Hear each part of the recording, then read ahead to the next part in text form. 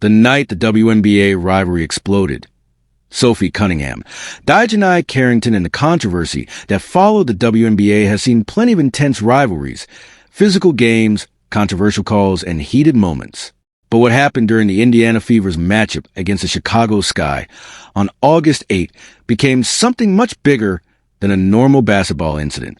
A hard defensive play turned into an ejection. The ejection turned into a confrontation. And shortly afterward, a social media post transformed the situation into a much wider debate about race, physicality, player safety, and the way the WNBA handles controversial incidents. At the center of everything were Sophie Cunningham and Dijanai Carrington.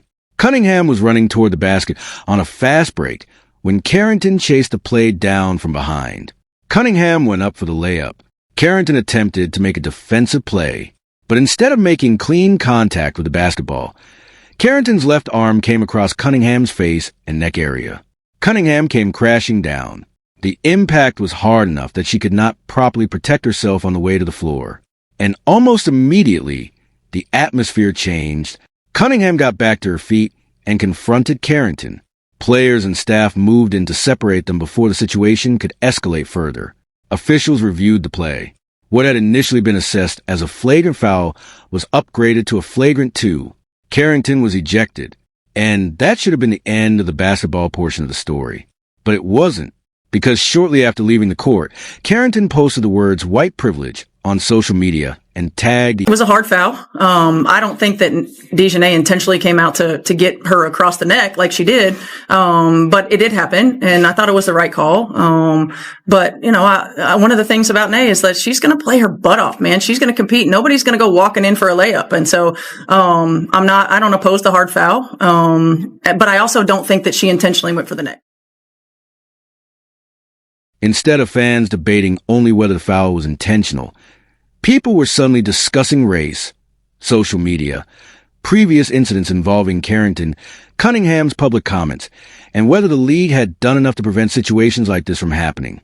And that is where this story becomes much more complicated, because there are really two separate questions. First, what happened on the basketball court? Second, what happened after the basketball play? To understand the first question, we have to go back to the moment itself. The Fever were playing in Chicago. The game was still relatively close early on. Cunningham found herself ahead of the defense with a clear path toward the basket. She was attempting a routine fast break finish. Carrington was chasing from behind. The defensive player had only a split second to react, but the resulting contact was severe. Carrington's arm came down across Cunningham's upper body and head area. Cunningham hit the floor hard. She immediately got back up and confronted Carrington. The officials did not treat the play as ordinary basketball contact. After reviewing the incident, they upgraded the foul to a flagrant 2 and ejected Carrington. That decision itself was significant. A flagrant 2 is not simply another personal foul. It represents contact that officials determined to be unnecessary and potentially dangerous enough to warrant an immediate ejection. And regardless of whether Carrington intended to hit Cunningham in the face, the result was serious enough for officials to remove her from the game. That distinction matters. Intent and outcome are not always the same thing. A player can attempt to make a legitimate defensive play and still commit a foul that deserves severe punishment.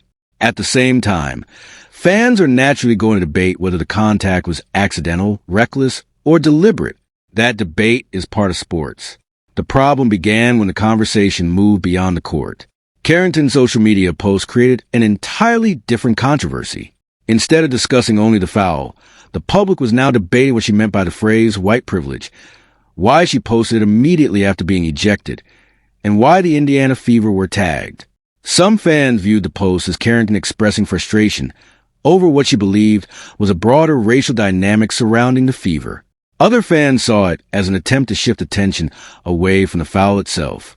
Those interpretations quickly divided the basketball community. And because the Fever had become one of the most closely watched teams in the league, the story spread rapidly. Caitlin Clark was once again indirectly pulled into the discussion. Clark has been at the center of several controversial physical plays since entering the WNBA. Some of those incidents have involved Carrington herself.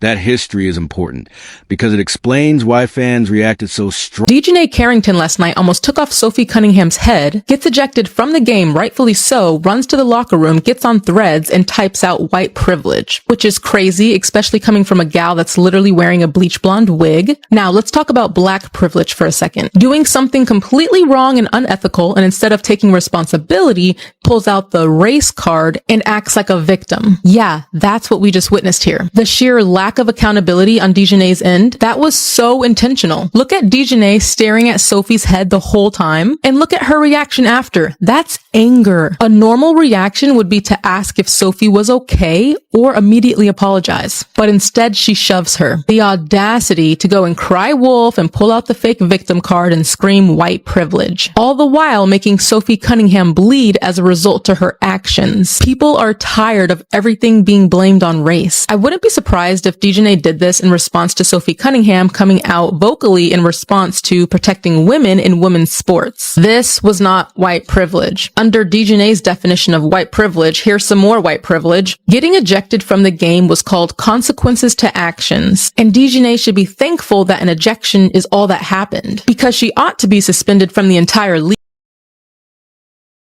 I'm not sure you understand the magnitude of this. Because while almost every other NBA veteran is relaxing somewhere on the beach, one legendary player with absolutely no financial or contractual connection to San Antonio is still showing up specifically to train Wemby. But that insanity only begins to make sense when you understand what these old-school Hall of Famers have discovered about Wembanyama's obsession with becoming better. Most people assume a 22-year-old superstar entering his first serious playoff run would spend the offseason playing video games, traveling, or enjoying luxury vacations with friends. Wembanyama completely destroyed that expectation. Instead, he reportedly traveled to China for 2 straight weeks and isolated himself inside the legendary Shaolin Temple. For 14 days, he trained alongside monks, focusing on physical balance, body control, mental discipline, and the kind of concentration most athletes never develop. But the real mystery began the moment he returned to America. He reportedly didn't even take time to relax or properly unpack before arranging private, closed-door workouts with legends like Kevin Garnett and Hakeem Olajuwon. Just stop and process that a player who hasn't even completed his 3rd NBA season is actively searching for knowledge from some of the most intimidating and ruthless competitors basketball has ever produced. He isn't simply working out. He is collecting the cheat codes. He is studying greatness directly from the people who lived it. Even Michael Jordan, widely considered the greatest basketball player ever, relied heavily on the structure and staff surrounding him throughout his career. But when Wembanyama is taking a completely different approach, he is personally hunting down legendary basketball knowledge across multiple continents, while still incredibly young. That level of preparation is exactly why Wemby is becoming such a terrifyingly complete player. And here comes the unbelievable twist. This Avenger-style lineup of legends isn't mentoring him simply because they think he is a nice kid or because he's fun to spend time with. They are doing it because they recognize something enormous approaching. They can see that an unprecedented force could be coming for the NBA, and they want to make sure Wembanyama receives the knowledge necessary to unlock it. Every generation of basketball royalty seems to be breaking the usual unwritten rules and handing this young superstar pieces of their secret blueprint. And when you look at how this postseason is unfolding, the timing becomes even more fascinating because this entire mentorship network is colliding with a season that strangely resembles the beginning of Tim Duncan's championship journey. And it's not just about the ring, it's about what happened before the ring and whether Wembanyama is quietly following a blueprint that could eventually lead him to the same destination. The social media post. When Carrington posted white privilege shortly after being ejected, she moved the conversation from basketball into a discussion about race. That is a serious subject, and it deserves more than simplistic reactions. Some people interpreted the post as Carrington criticizing what she believed was a racial double standard surrounding the fever. Others argued that race had nothing to do with the foul, and that the post distracted from the actual basketball incident. The truth is that the social media post alone cannot prove Carrington's motivation for foul. It can tell us what she chose to post afterward. It cannot tell us exactly what she was thinking during the defensive play. That is an important distinction. The play itself can be reviewed. The foul can be evaluated. The league can determine the appropriate punishment. But claiming to know exactly why a player made contact without direct evidence goes beyond what the footage can establish. And that is why the controversy became so divided. People were no longer discussing one event. They were discussing their existing opinions about the WNBA. Fans who already believed the league protected or favored certain players saw the incident as confirmation. Fans who believed Clark's popularity had created an unfair media environment saw the reaction as another example of online hostility. Fans who supported Cunningham's position on women's sports saw her as a target. And fans who disagreed with Cunningham's views saw the incident through a completely different lens. The basketball itself almost became secondary. That is one of the biggest problems with modern sports media. A game can produce a controversial moment, but social media can transform that moment into an argument about everything else. And that is exactly what happened here. The Fever continued playing. Despite the controversy, Indiana eventually won the game 90-86. Cunningham remained part of the action. Caitlin Clark continued playing. Carrington was gone, and the Fever walked away with a victory. That final score matters because it reminds us that the game itself still had a result. The incident did not decide the entire night, but it certainly changed the conversation surrounding it. And for Indiana, the victory came at a time when the team was already under enormous attention. Caitlin Clark's return from injury had generated massive interest.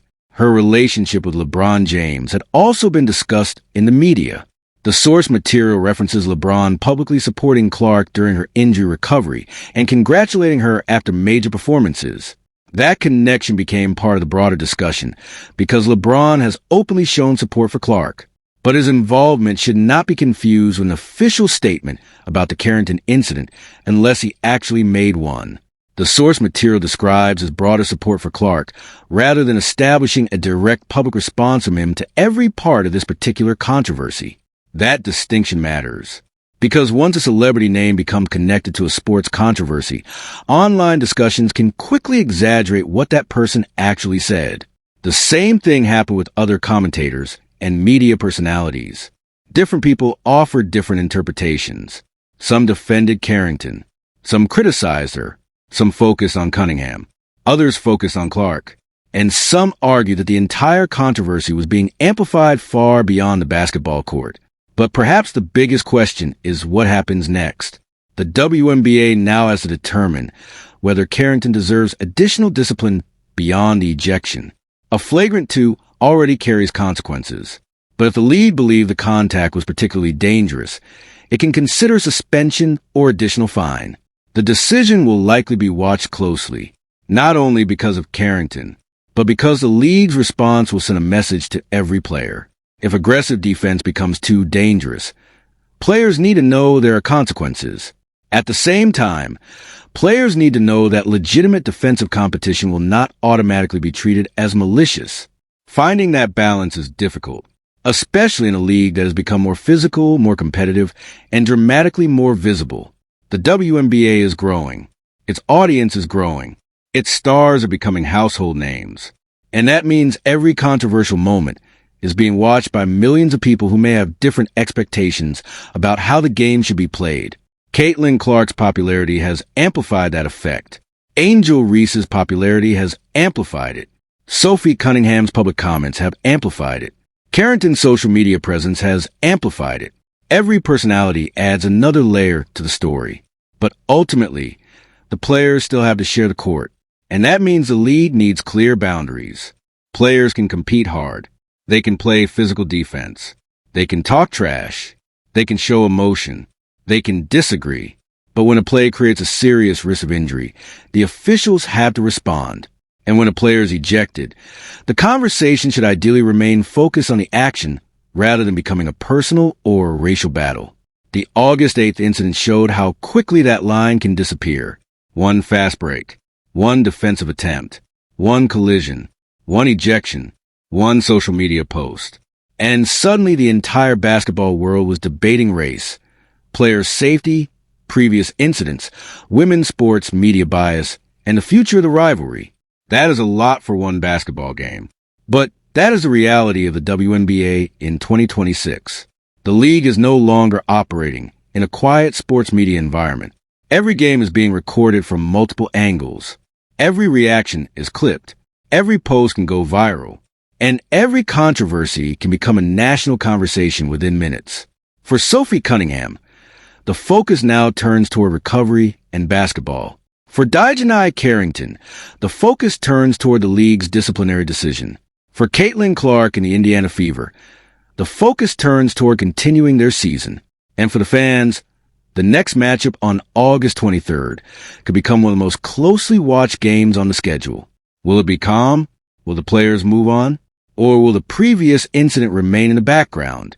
Nobody can know yet. But one thing is certain. The next time Cunningham and Carrington share the court, every defensive possession will be watched more closely. Every collision will be analyzed. Every foul will be debated. And every reaction will probably end up online. That is what happens when a physical basketball incident becomes part of a much larger rivalry. The biggest lesson from this situation should not be about which fan base won an argument on social media. It should be about players' safety, accountability, and consistency. If a foul is dangerous, punish it. If a player makes a legitimate defensive attempt that accidentally becomes excessive, explain the decision clearly. If social media comments create additional controversy, address them responsibly. And most importantly, do not allow the conversation to become so polarized that the actual basketball gets forgotten. Because at the end of the day, this is still a sport. The Indiana Fever won 90-86. Carrington was ejected. Cunningham was able to continue. And the controversy continued long after the final buzzer. Now the league faces the next decision. Was ejection enough? Should there be additional discipline? And can the WNBA prevent future physical incidents from becoming even more serious? Those questions will remain until the league responds. But one thing is already clear. The August 8th game will not be remembered simply as another Fever victory. It will be remembered as the night a hard foul turned into an ejection turned into a social media controversy, and a basketball rivalry became part of a much larger national debate. And with another meeting between these teams approaching, the next chapter may be even more intense. So the real question isn't whether this controversy is over. It is whether the WNBA has learned anything from it. Because if the league wants its growing audience to take the sport seriously, it has to show that players' safety, consistent officiating, and accountability matter just as much as the highlights. The next game will provide the answer, and everybody will be watching.